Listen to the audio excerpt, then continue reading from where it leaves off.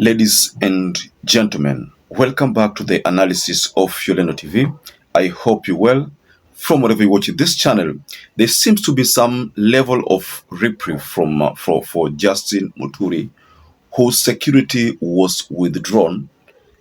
Justin MUTURI filed a petition at the High Court, and this matter was received by Justice CHACHA MWITA, who subsequently gave an order. And one of the order here, ladies and gentlemen, is that, and allow me to take you through the order.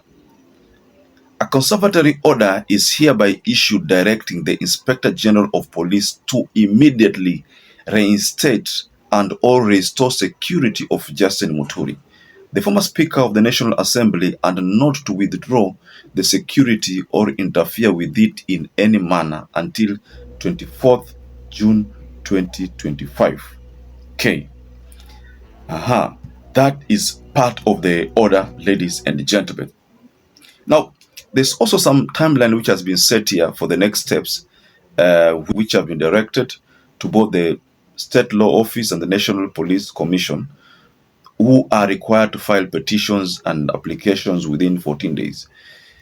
Also, for part of the order reads like this: take note that any disobedience or non-observance of the order of the court served herewith will result in penal consequences to you and any other persons disobeying and not observing the same.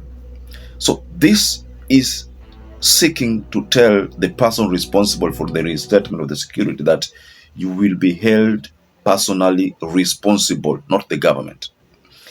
Now, I want us to explore this directive, ladies and gentlemen, but first of all, kindly like this video, subscribe to this channel, and to existing subscribers, I want to continue thanking you so much, because without you, this channel wouldn't have grown. So, Justice CHACHA MWITA seems to be siding with Justin MUTURI. MUTURI's security was withdrawn mysteriously.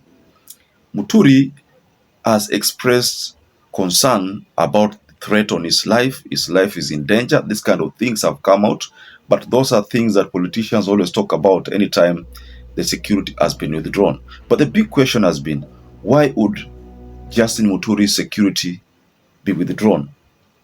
Is it a way of trying to make sure that he doesn't speak about the government wrongdoing? Is it a way of trying to make sure that he goes to the DCI to probably report, whereby he will be apprehended, taken to beyond the bars and the like? What was the motive, ladies and gentlemen? Allow me to take you back to Martha Koome. I think last year, could have been last year. Yes, Martha Koome's security was also mysteriously withdrawn. And then she went out publicly and gave a statement.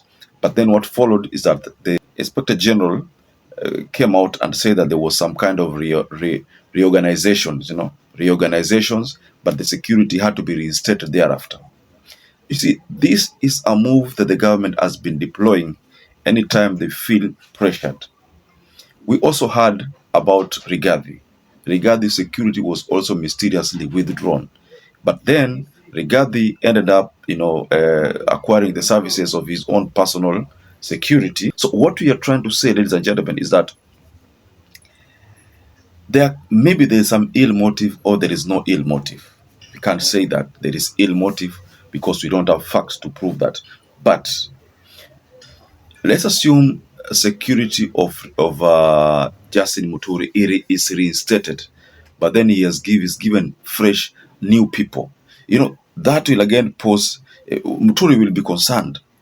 I had maybe Njuguna and maybe Otieno, and I'm just using these names, just examples. I'm not trying to say there are people by those names in the security, but I'm just saying, for example, Njuguna, maybe there is Odiambo, maybe there is Abdulhakim, maybe there's another security, assuming he's given 5 or 4, to protect him.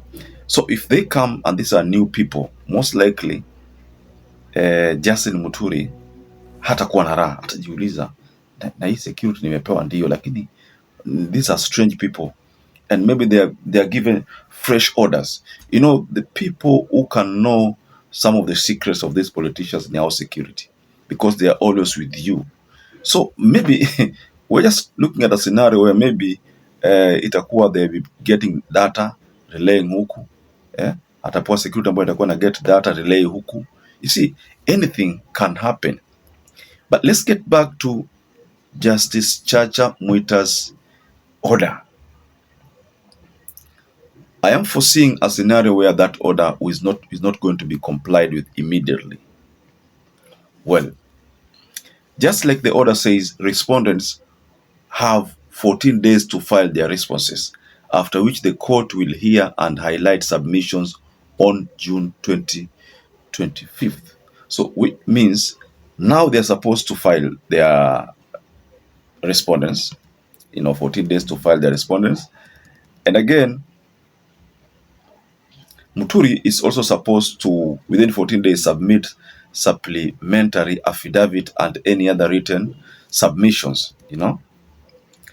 And again, if you look at this order, the court has set a timeline for the next steps which both the State Law Office and the National Public Service Commission requires to file their responses to the petition and application within 14 days. So in a nutshell, MUTURI's affidavit, and the National Police Service and who are the respondents, they're supposed to file their responses within 14 days.